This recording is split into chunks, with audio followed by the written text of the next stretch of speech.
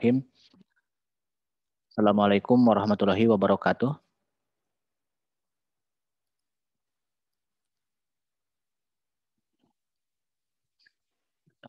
Allahumma sholli ala Muhammad wa ala ali Muhammad. La hawla wa la quwata illa billah. Rabbi shrah li sadri wa yassir li amri wahlul 'uqdatam min lisani yafqahu qawli. Ya Fatahu ya Alim. Selamat siang ya pada teman-teman kelas C. Mungkin juga ada sebagian kelas E yang ikut gabung di kelas ini.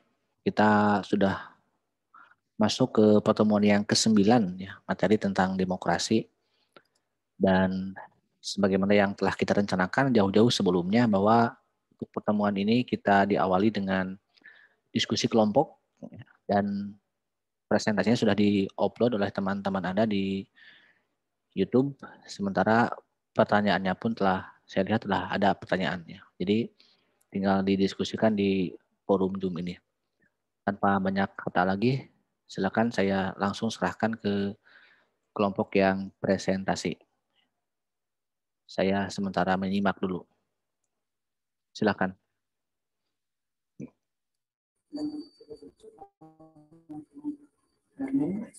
Assalamualaikum warahmatullahi wabarakatuh. Sebelumnya suara saya terdengar? Sudah ada. Baik, yang terhormat dosen pengampu mata kuliah Pendidikan Kewarganegaraan, Bapak Kosasi Adi Saputra, SPD MPD, dan teman-teman yang berbahagia. Pertama-tama, marilah kita panjatkan puji syukur kepada Allah SWT berkat rahmat dan karunia-Nya, kita dapat berkumpul di ruang meeting virtual jarak jauh atau Zoom meeting ini. Sebelumnya, saya Nabila Mahardika yang akan bertugas sebagai moderator pada hari ini untuk memimpin jalannya diskusi. Dan adapun anggota lainnya dari kelompok 6 yaitu Tasya Ramdanti Lestari, Meisya Rohaliah Hendrawan, Ajira Wardah, Saskia. Untuk mempersingkat waktu, kita langsung saja untuk menjawab pertanyaan dari teman-teman sekalian yang telah berkomentar di YouTube. Yang pertama ada pertanyaan dari Fajar yang akan dijawab oleh Ajira. Untuk Ajira dipersilakan waktu dan tempatnya. Baik, terima kasih kepada moderator atas kesempatannya. Saya akan menjawab pertanyaan dari Fajar. Sebelumnya, saya akan menjelaskan dulu apa itu UU ITE. UU ITE dikeluarkan oleh Presiden. Sebelumnya membacakan dulu pertanyaan dari Fajarnya ya.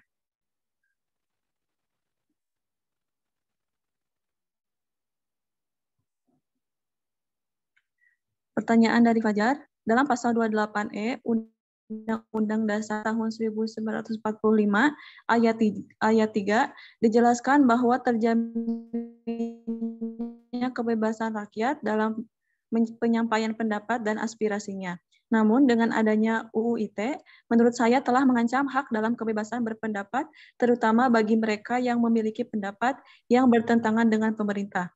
Lalu bagaimanakah tanggapan kami mengenai hal tersebut? Sebelumnya saya akan menjelaskan dulu sedikit tentang UU ITE. UU ITE dikeluarkan oleh Presiden Susilo Bambang Yudhoyono pada tahun 2008, yaitu 10 tahun setelah perjuangan reformasi yang memberikan perlindungan kepada warga untuk berekspresi dan mengeluarkan pendapat. Pemerintah SBY mengeluarkan UU ITE ini dengan niat untuk melindungi konsumen dalam melakukan transaksi elektronik di tengah meluasnya penggunaan internet dalam perekonomian nasional. Menurut kami, UU ITE ini sudah benar, yang fungsinya untuk melindungi data pribadi. Tapi UU ITE ini masih belum benar diterapkan di Indonesia, karena masih banyak penjeratan untuk hal-hal lain yang sudah diatur di undang-undang lain. Terbukti dalam pelaksanaannya, pemerintah dan aparat justru menyalahgunakan undang-undang tersebut untuk membungkam para pihak yang mengkritik negara ataupun pemerintah. Contoh kasus yang cukup menonjol adalah kasus dari Sri Rahayu, kepala ibu rumah tangga. Dia divonis penjara selama 1 tahun dan denda 20 juta pada Agustus 2017 karena dianggap telah menyebarkan berita bohong, menyesatkan, dan menghina Jokowi lewat unggahannya di Facebook.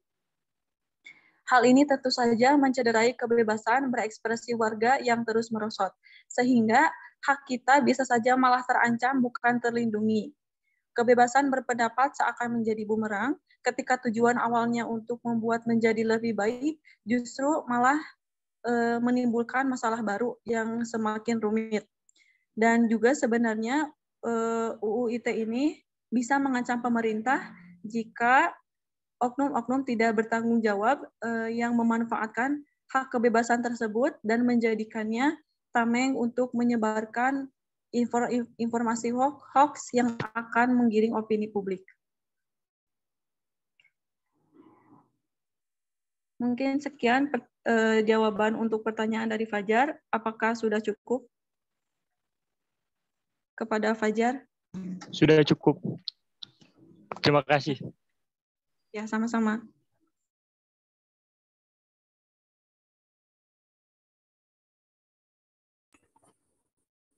Baik, selanjutnya pertanyaan dari Rida yang akan dijawab oleh Tasya. Untuk Tasya dipersilahkan.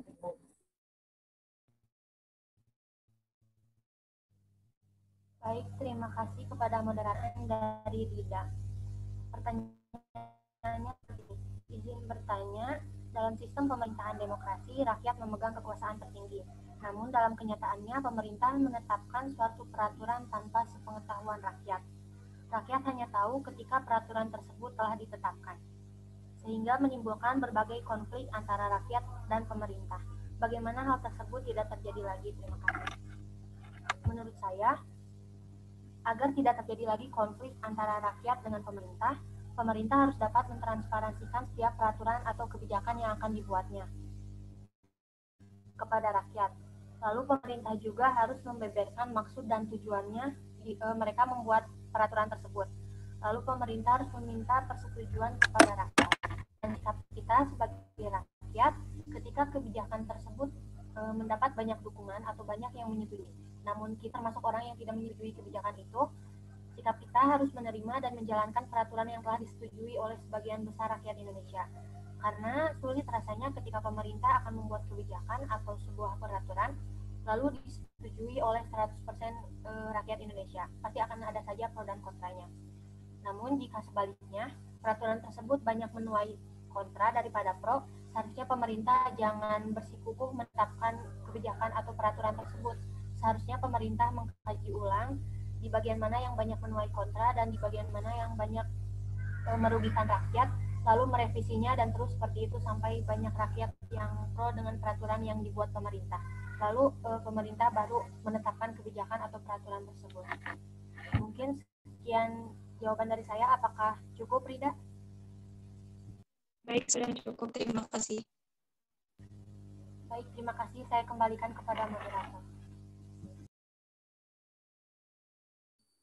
Baik, untuk pertanyaan selanjutnya dari Arneta yang akan dijawab oleh Meisya. Untuk Meisya. Baik, terima kasih kepada moderator yang telah memberikan kesempatan. Di sini saya akan menjawab pertanyaan dari Arneta. Pertanyaannya, dalam pengertian demokrasi, komunis dijelaskan kehidupan berada dalam monopoli negara.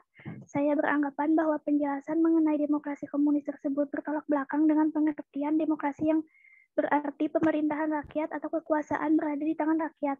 Bagaimana tanggapan kalian mengenai hal tersebut? Tanggapan kelompok kami, mau nggak mau rakyat harus percaya kepada pemerintah. Umumnya menyukai program-program bergaya kesepakatan baru, percaya bahwa pemerintah adalah kekuasaan untuk kebaikan dalam kehidupan rakyat dan bahwa negara kesejahteraan besar bergaya Eropa dapat eksis dalam masyarakat kapitalis. Mereka umumnya mendukung ide-ide seperti reformasi ketenagakerjaan dan kebijakan pro-serikat, universitas negeri dan sekolah perdagangan, bebas biaya kuliah, perawatan kesehatan universal, program pekerjaan federal, perpajakan yang adil yang menutup celah yang ditemukan oleh warga terkaya, dan menggunakan pajak pada orang kaya dan perusahaan. Jadi orang kaya itu harus diatur dalam penghasilannya oleh pemerintah biar sama rata. Dan itu sih sudah menyimpang apa yang dinamakan dengan demokrasi, yang dimana setiap individu dibebaskan untuk bersaing dengan individu lainnya. Nah, di sini kenapa disebut demokrasi komunis? Ada dua kata. Kalau menurut aku, demokrasi sama komunis itu emang dari definisinya tuh berbeda. Cuman contoh di sini apa? Menurut saya nggak pure komunis dan nggak pure demokrasi. Contohnya tuh kayak Cina. Cina itu kan komunis, tapi Cina itu juga mengambil prinsip demokrasi dengan membebaskan para rakyatnya untuk bersaing satu sama lain. Contohnya kayak Xiaomi sama Oppo, Vivo, dan lain-lain. Tapi hal tersebut juga tetap diawasi oleh pemerintah Cina agar kesannya lebih stabil dan lebih adil. Kenapa perlu diawasi? Karena Cina mengambil paham komunis yang dimana kegiatan rakyatnya diawasi dan dipegang oleh pemerintah. Apakah sudah cukup? Baik, jadi pemerintah di dalam demokrasi komunis hanya mengawasi saja gitu maksudnya? Jadi maksudnya ya campuran gitu, nggak pure demokrasi, nggak pure komunis. Oh iya, baik. Terima kasih. Saya kembalikan kepada moderator.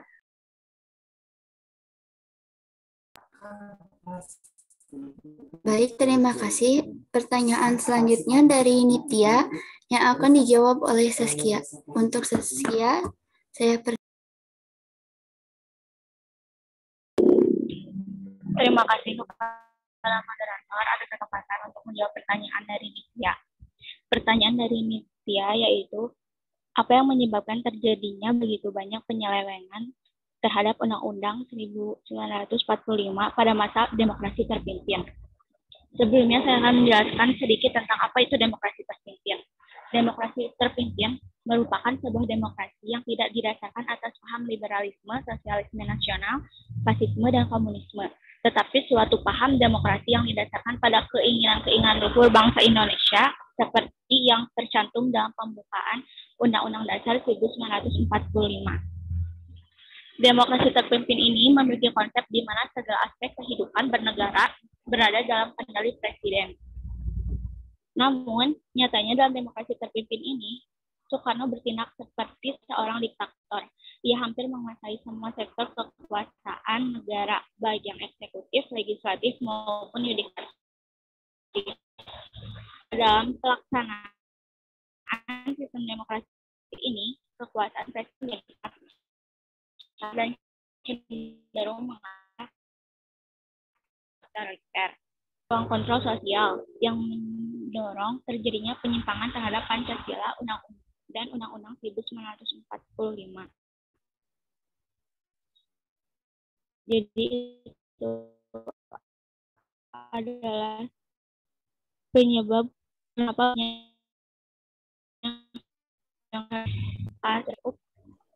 Sudah cukup. Terima kasih. Baik, saya kembalikan ke moderator. Terima kasih atas kesempatannya. baik. Pertanyaan selanjutnya dari Jana yang akan dijawab oleh saya sendiri, yaitu dengan pertanyaan, di tengah isu-isu politik yang terjadi di Indonesia, apa yang harus kita lakukan untuk menjaga politik? Baik, menurut saya pribadi, kita tetap harus berpegang kepada Undang-Undang 1945 dan nilai-nilai Pancasila sebagai dasar negara, juga saling menghormati kepada politik orang lain. Kita berpolitik dilindungi dan ada dalam pengawasan pemerintah asal berpolitik sesuai dengan Undang-Undang 1945 dan nilai-nilai Pancasila. Dan jika kita berpegang teguh kepada nilai-nilai Pancasila, kita tidak akan terbawa oleh isu-isu yang beredar di media sosial. Apakah sudah cukup?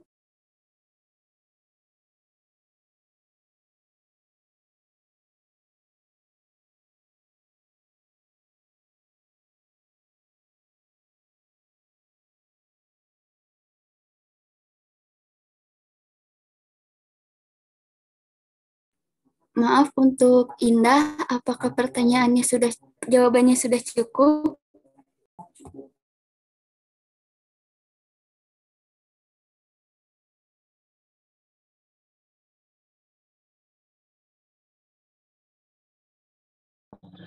Iya, terima kasih.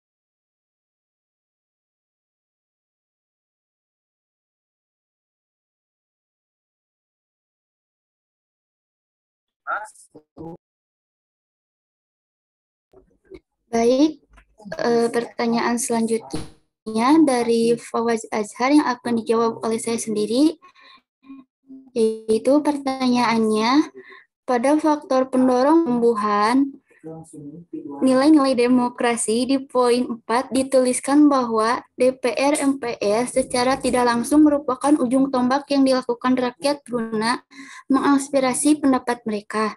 Sementara kita ketahui bahwa suara rakyat sering tidak didengar, terutama dalam demo. Apakah hal ini mencirikan bahwa demokrasi di negeri ini sudah tidak tumbuh dan malah menurun? Lalu apa yang kita lakukan sebagai mahasiswa yang akan menggantikan mereka di masa yang akan datang, agar demokrasi bisa kembali ke jalan yang benar? Baik, seperti yang telah banyak diberitakan, memang demokrasi di Indonesia ini mengalami penurunan. Kalau kita amati sekarang ini banyak suara pendemo tidak didengar oleh wakil rakyat karena mungkin tidak sesuai dengan program mereka. Namun sikap kita sebagai mahasiswa agar demokrasi kembali ke jalan yang benar, mahasiswa harus sadar dan bisa menambahkan bahwa politik tidak selalu buruk. Politik adalah mekanisme dari pemerintahan suatu negara sebagai upaya untuk mewujudkan kedaulatan rakyat. Dengan begitu, mahasiswa dapat berperan dalam membangun demokrasi yang sehat. Mahasiswa juga harus mampu untuk mengontrol keadaan negara, bukan untuk sekedar mengkritik, tetapi juga memberikan kontribusi yang real untuk perubahan yang lebih baik. Sebagai kaum intelektual mahasiswa harus bersikap berani dan kritis, berani untuk mendobrak zaman ke arah kemajuan dan kritis terhadap kebijakan para pemegang roda pemerintah. Kita juga sebagai generasi penerus tentunya harus menampung aspirasi pendemo dan menjadi agenda untuk dipertimbangkan selama aspirasi itu tidak menyimpang dari aturan dan ketentuan yang berlaku. Untuk Fawaz, apakah jawabannya sudah cukup? Yang saya ingin tanyakan aneh ya, jika memang suatu tujuan demo itu tidak didengar karena mereka bukan tidak sepakat dengan keputusan mereka ya, dengan putusan para DPR itu tidak bersinggungan atau tidak penting, tapi mengapa ketika kalau demo pihak Dewan Perwakilan Rakyat yang di pusat itu tidak ingin menemui para pendemo atau bahkan hanya mendiamkan saja, sementara yang di daerah itu seringkali mereka bertemu, mereka mengiyakan, oke, aspirasinya kita tampung, tapi yang di pusat tidak. Apakah di ciri tersebut bahwa Dewan Perwakilan Rakyat yang di pusat itu sudah berbeda dengan Dewan Perwakilan Rakyat yang ada di daerah?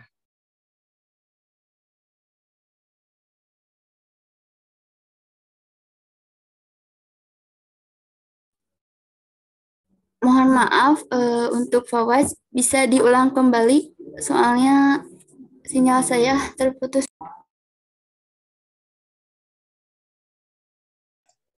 Ya, jadi yang saya anehkan, kan tadi bilang bahwa mungkin kesepakatan para pendemo itu tidak bersinggungan dengan atau tidak penting dengan keputusan yang ditetapkan oleh Dewan Perwakilan Rakyat atau suatu rancangan dari Dewan Perwakilan Rakyat. Tapi anehnya ketika berdemo, banyak yang saya temui pendemo di daerah itu diterima, bahkan sampai di provinsi mereka diterima dan seringkali diiyakan aspirasi mereka didengar dan siap untuk dipertimbangkan.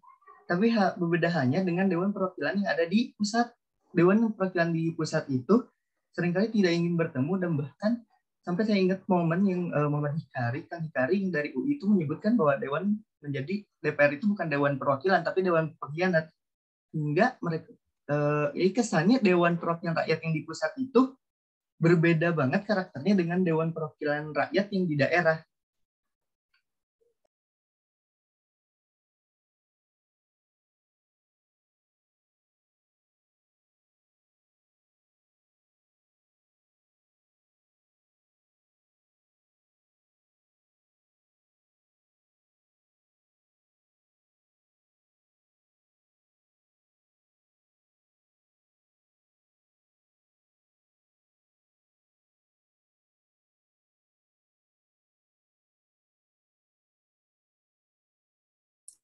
Sebelum saya menjawab, apakah dari teman-teman ada yang ingin menjawab terlebih dahulu?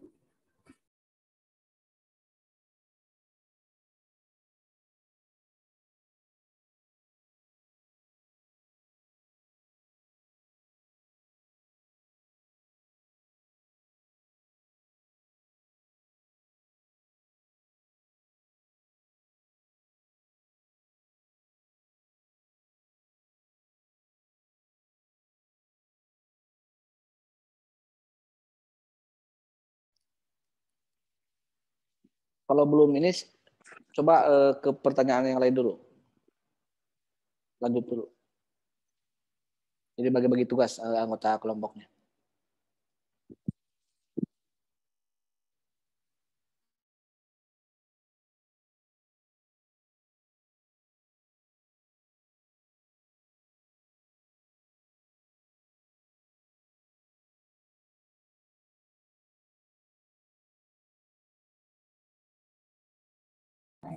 Mohon maaf kepada teman-teman, saya minta waktunya sebentar untuk berdiskusi untuk pertanyaan selanjutnya.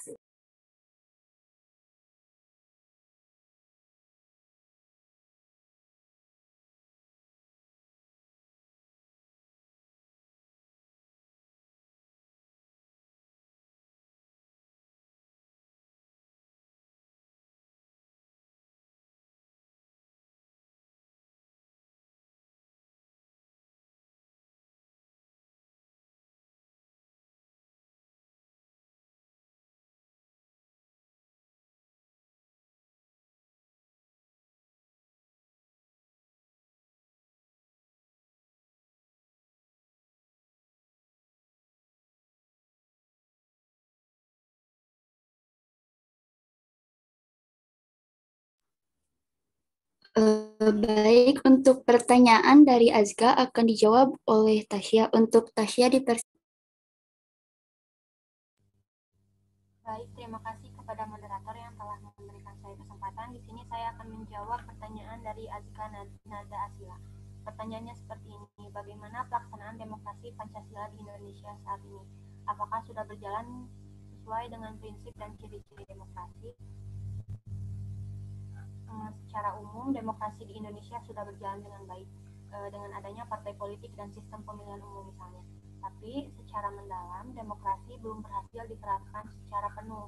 Misalnya saja jika dikaitkan dengan prinsip demokrasi yang ada di buku, pada poin 4 dijelaskan adanya kebebasan menyatakan pendapat tanpa ancaman. Namun pada praktiknya, pada kenyataannya, kadang masih ada kita sebagai rakyat takut menyatakan pendapat kita karena apalagi jika pendapat itu bertentangan dengan maksud pemerintah.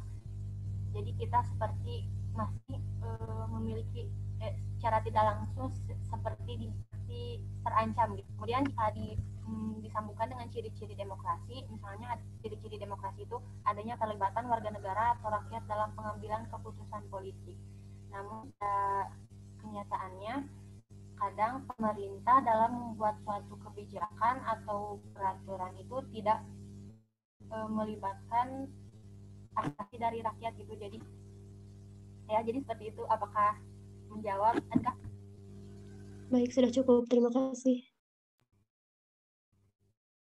Ya, baik. Terima kasih. Saya kembalikan.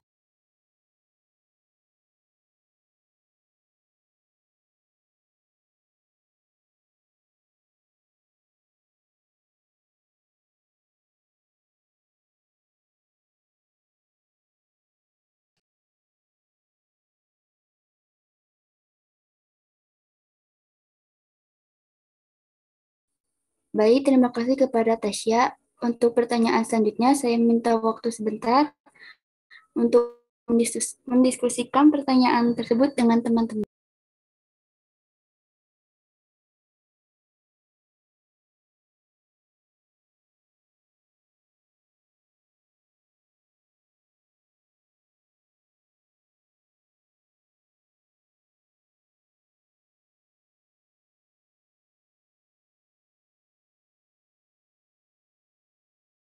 Sudah belum?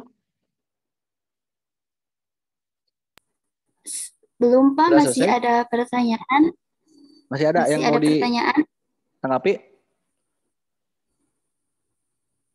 Maaf, Pak. Masih ada pertanyaan dari Salwa. Namun ini sedang didiskusikan terlebih dahulu.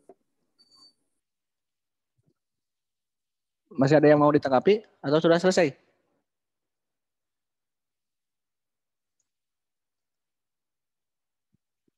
Halo? Maaf, Pak. Baru ada pertanyaan yang masuk. Bisa dengar suara saya?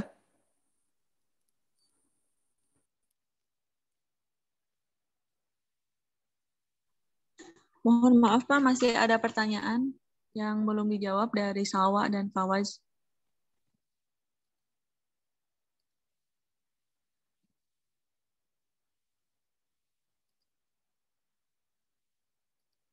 Saya nggak bisa dengar suara saya? Bisa Pak, bisa dengar. Bisa Sudah. Pak, ada. Masih ada? Masih ada Pak pertanyaan dari Salwa dan Fawaz yang belum terjawab dan masih didiskusikan? Ya, silakan lanjut dulu ya.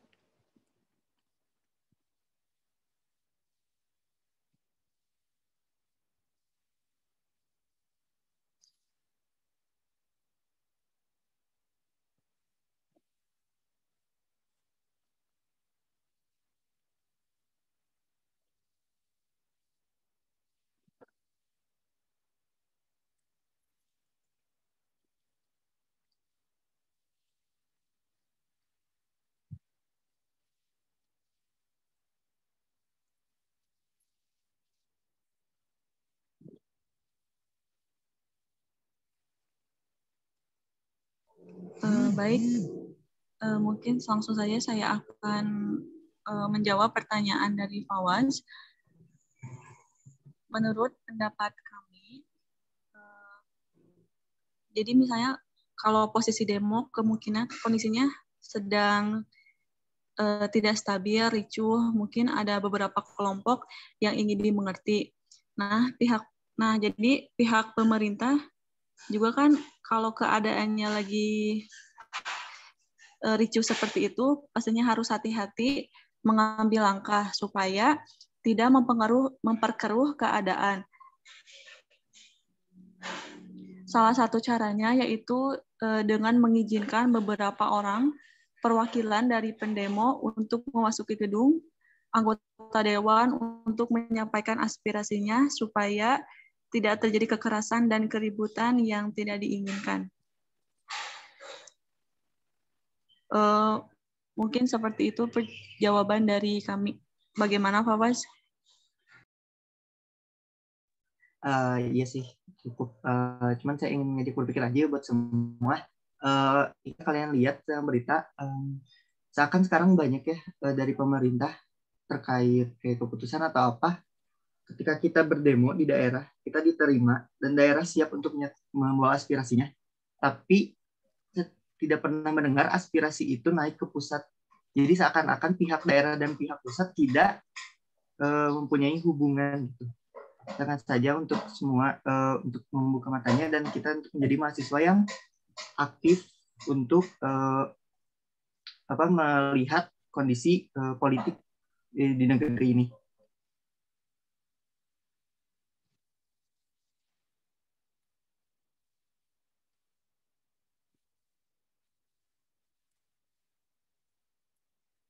Oke, silakan boleh lanjut dulu. Nanti saya tanggapi ya dari Pak Waj.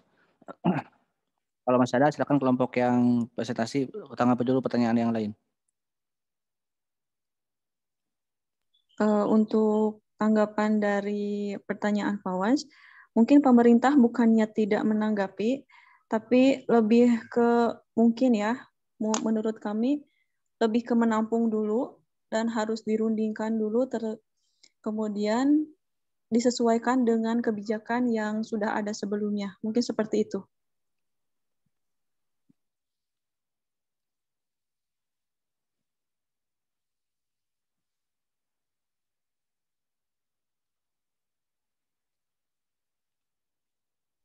Bagaimana, Fawaz?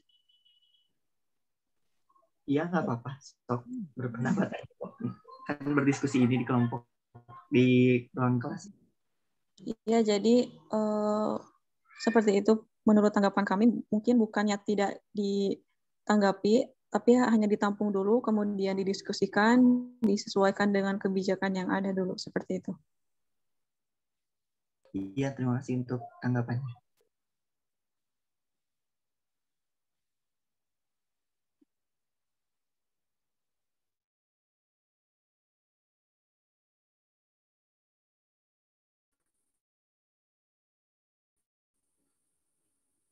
Mohon maaf sebelumnya suara.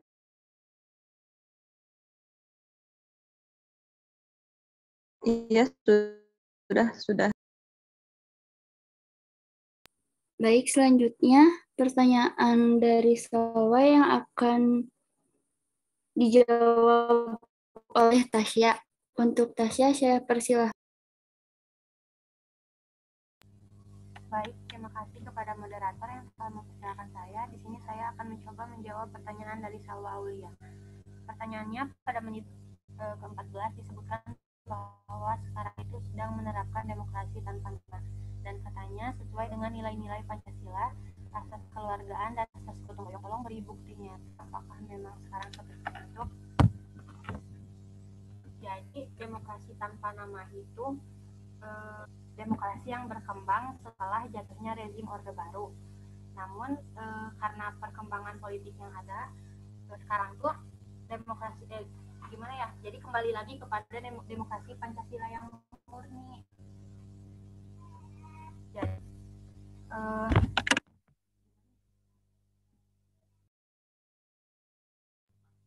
Jadi demokrasi yang sekarang itu demokrasi Pancasila, bukannya demokrasi tanpa nama. Demokrasi tanpa nama itu diterapkan saat jatuhnya rezim Orde Baru. Mungkin seperti itu, Salwa. Apakah cukup?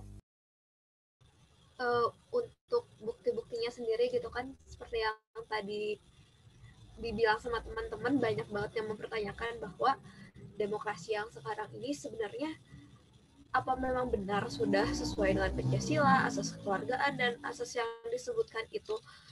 Padahal dari yang di penuturan teman-teman tadi yang bertanya tuh banyak sekali yang menyebutkan bahwa demokrasi di sini tuh sebenarnya belum sesuai, seperti kata Poz tadi, yang DPR dan DPRD tuh cuma apakah benar mendengarkan aspirasi dari rakyat gitu.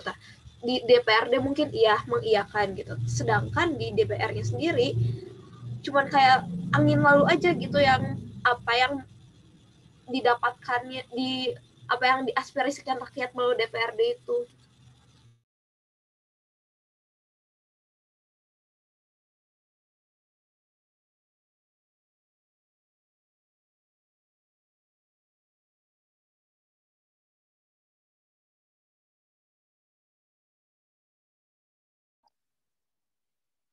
Silakan langsung tanggapi ya. Satu tanggapan dari kelompok presentasi coba. Ini kan cuma argumentasi ya. Dari apa yang dinyatakan sebelumnya dengan dinyatakan terakhir gitu. Memang memerlukan sebuah kemampuan yang lain dalam berdiskusi ya.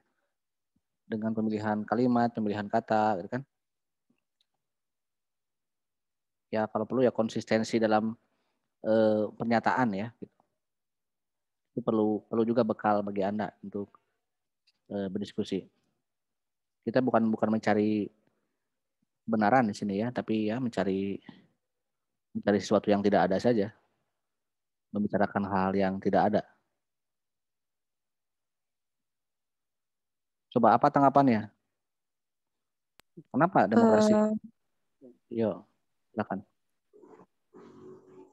Kalau menurut tanggapan kami, sebenarnya demokrasi di Indonesia itu belum diterapkan dengan sebenar-benarnya ya, karena seperti dikatakan tadi, pertanyaan di awal, kata Fajar, tentang UU ITE itu ketika ada masyarakat yang mengkritik negara ataupun pemerintahnya, dia malah dihukum.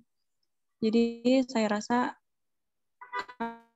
menurut kami demokrasi di Indonesia itu belum benar diterapkan dengan sesungguhnya gitu. Karena kadang pendapat dari rakyat malah jadi bumerang dan malah menimbulkan masalah baru yang semakin rumit, seperti kasus yang saya sebutkan tadi, yang seorang ibu rumah tangga yang mengkritik Jokowi yang malah dihukum penjara 1 tahun dan didenda uang sebesar 20 juta. Seperti itu, Pak, tanggapan dari kami. Oke, ya, jadi memang yang namanya, kalau tadi kan kuncinya adalah penamaan demokrasi. Apa sih yang cocok ya? Mungkin pada saat Orde Baru juga orang tidak menyebut Orde Baru ya. Pada saat itu. Orde Lama juga tidak menyebut saat itu Orde Baru, ya Orde Lama ya Orde Lama gitu. Tapi kan itu disebutkan setelah ya mungkin tahun 2000 ya, setelah sejarah itu ditilai oleh sejarawan ya dengan fakta-fakta dengan kondisi yang terjadi. Ya mungkin kalau nanti tahun 2029 atau 2030 mungkin sudah ada yang menamakan ya demokrasi apa gitu kan, apakah demokrasi reformasi sampai SBY itu namanya apa. Pada saat Pak Jokowi itu mungkin demokrasi Ekasila ya, bukan demokrasi Pancasila. Bukan, bisa aja seperti itu. Oke, sebelum ditutup oleh kelompok yang diskusi, yang presentasi, saya akan tanggapi dulu ya apa yang ditanyakan oleh teman-teman semua, dan saya insya Allah mencatat semua hal-hal yang dirasa itu penting untuk saya komentari maupun untuk saya luruskan ya. Tentang pasal 28 ya, tentang salah satu fundamental dalam hal ciri demokrasi mengenai kebebasan berpendapat ya, yang sudah dipecah menjadi A sampai D kalau tidak salah ya. Anda lihat nanti di bab hukum dan HAM ya, tentang HAM itu kan tentang hak asasi manusia. Terus menyinggung mengenai kebebasan berpendapat, dan pada tahun 2008 Pak SBY memang mengeluarkan ataupun mengesahkan undang-undang yang sekarang ya banyak digunakan di era Pak Jokowi, yaitu UU ITE ya, yang memang perbedaan implementasinya pada era Pak SBY tidak ada orang yang mengkritik ditangkap gitu ya. Dan sekarang memang itu banyak fakta yang terjadi, bukan hoax ya, tapi memang banyak fakta. Itu pun yang secara hukum boleh analisis ya mengenai undang-undang tersebut, karena yang namanya undang-undang yang sekarang banyak diterapkan itu sudah tercover oleh undang-undang yang lain ya, untuk KUHP misalnya tentang pencemaran nama baik. Walaupun di sini ada media sosial ataupun ada elektronik gitu kan yang berperannya. Sehingga kalau itu mengenai pencemaran nama baik itu kan bukan tindak pidana ya. Kalau Pak Jokowi misalnya dikritik,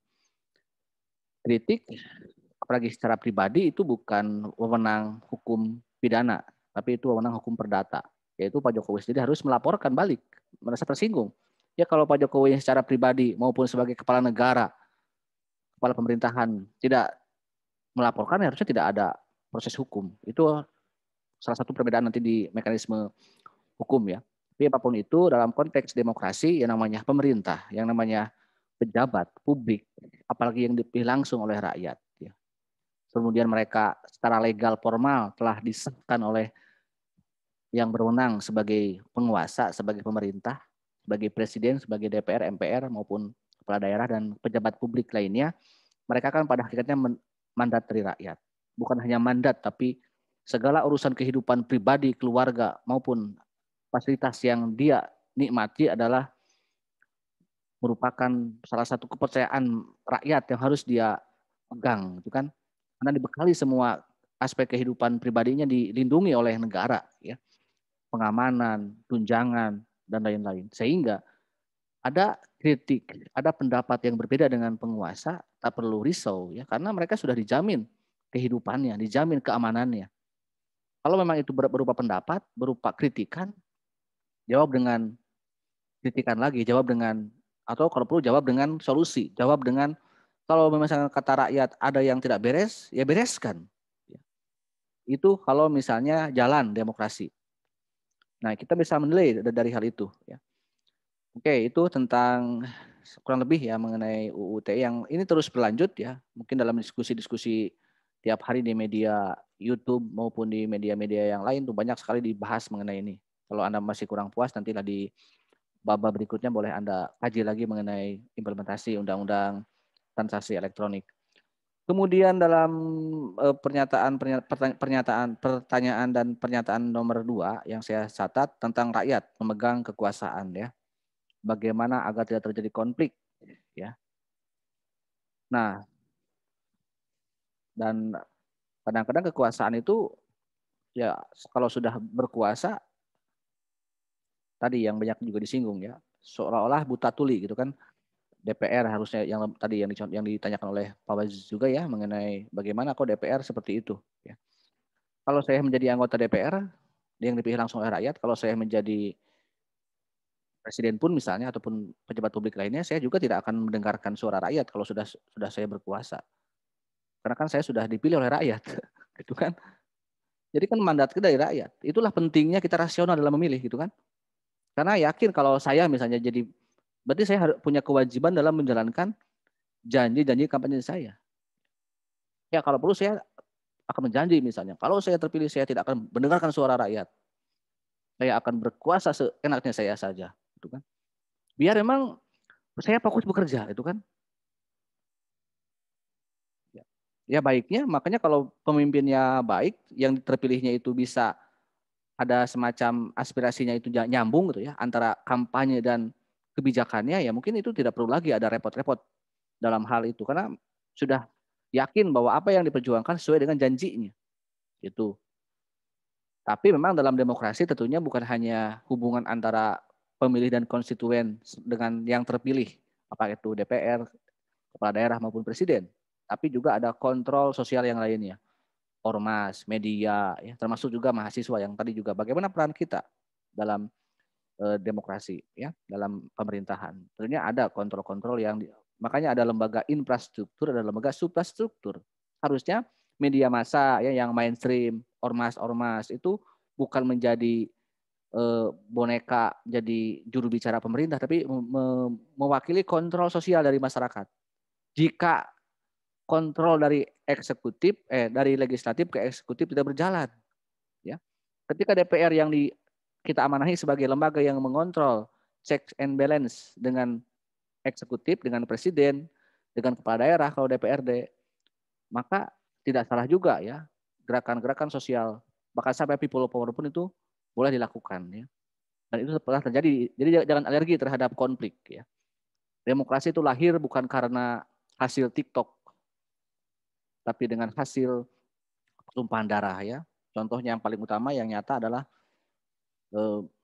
revolusi Prancis. Kalau kita lihat ke akar kenapa muncul demokrasi modern, itu kan pertumpahan darah, melawan kezoliman, melawan penindasan dari feodalisme, dari kerajaan yang sewenang-wenang. Lanjut ke komunis ya. Sistemnya monopoli.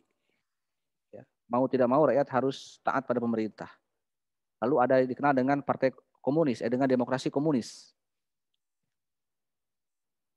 Secara logika saja berbeda antara komunisme dan demokrasi. Karena dua kubu yang bertegang di era perang dingin kan ya. Ya selain demokrasi liberal, Amerika Serikat dan kawan-kawan selain komunisme ya.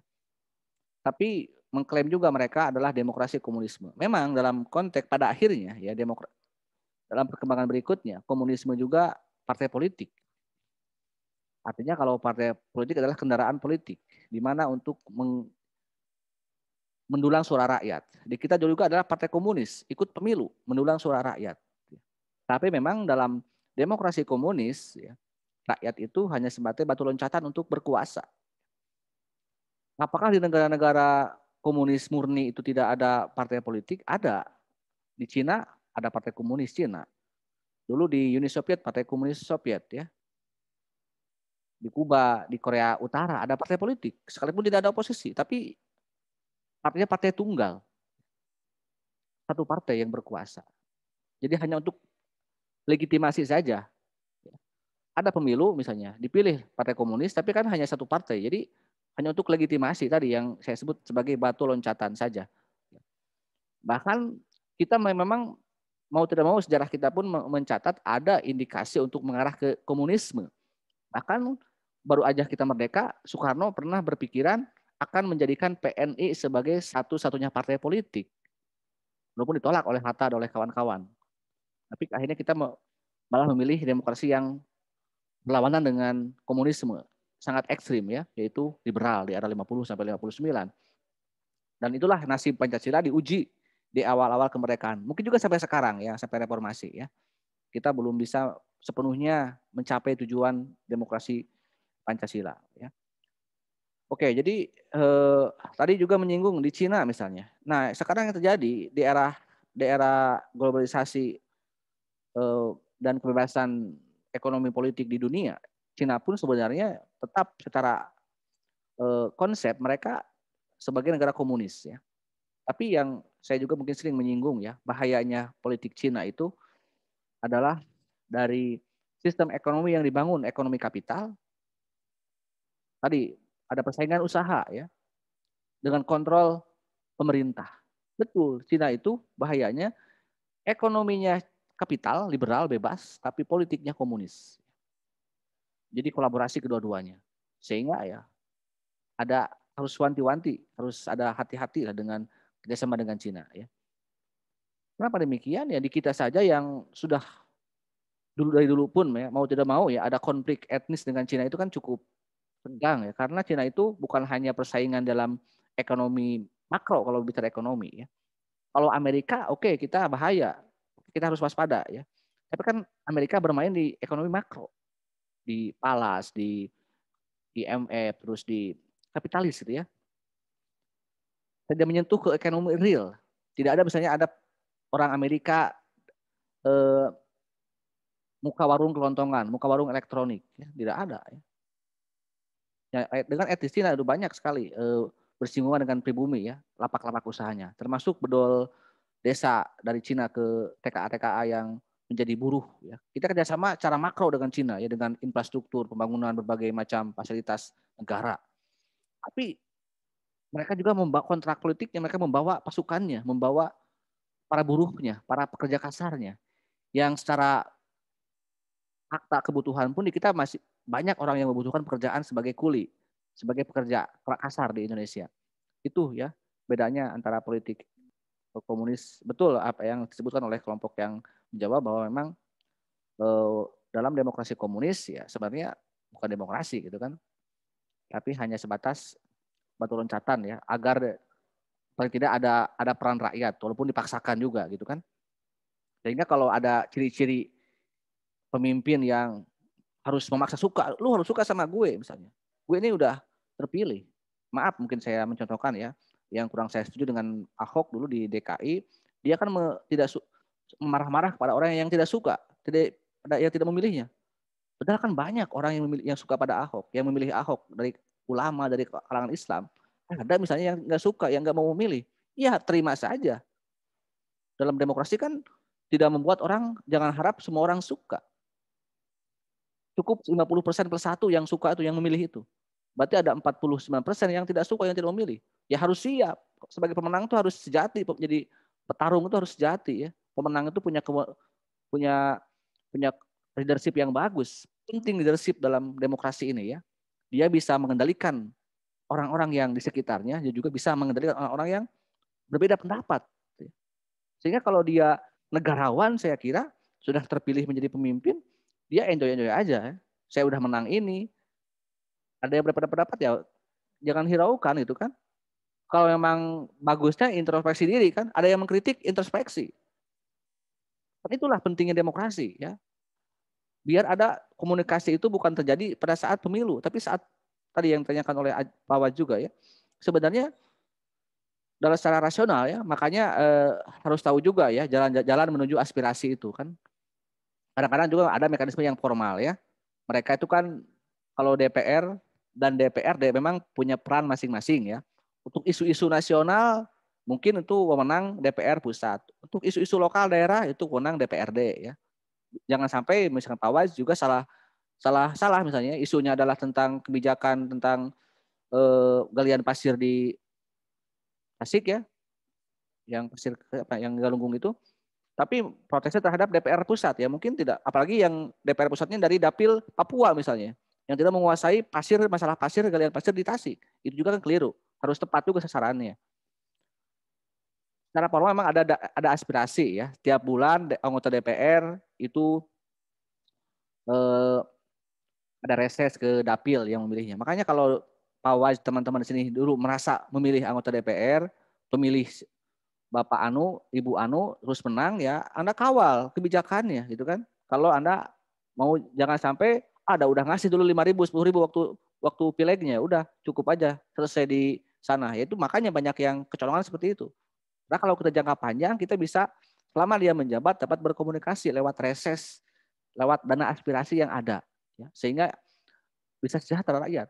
Mungkin hanya sebagian kasus yang bisa temui ya, mungkin ada yang Anda tahu, mungkin ada yang masih aktif kunjungan ke dapilnya, ke dulu yang memilihnya, ke konstituennya. Tapi untuk isu-isu sudah menyangkut kebijakan mengenai undang-undang ya, KPK, undang-undang Omnibus Law, itu memang tidak melihat dapilnya, tidak melihat lagi dari daerah mana. Itu sudah menjadi kebijakan yang bersifat berskala nasional. Itu bisa untuk ditanyakan langsung, bahkan diprotes langsung oleh rakyat ya, dengan berbagai cara ya. Penyimpangan pada Undang-Undang 45 pada saat demokrasi terpimpin ya.